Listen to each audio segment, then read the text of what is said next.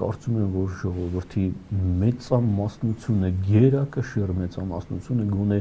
10%-ով չի տիրապետում պատմության մասին, այդ ողջ ինֆորմացիային, սեփական պատմության մասին։ Այսինքն ինչ-որ տվել են սովետական միության ժամանակ, հա, այսպես իներցիոն, այսպես կրթական համակարգով, նաև դասակարգային պայքարի տեսանկյունից։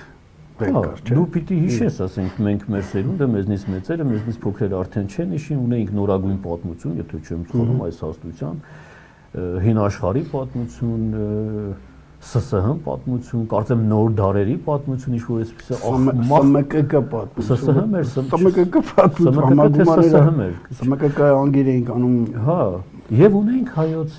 պատմություն, գիրքը, որը դրանցից ամենաբարակն է։ Ամենաբարակն էր, այնտեղ ինչ էր գրված էր, ինչը վտանգավոր չէր Լենինյան, այսպես ասած,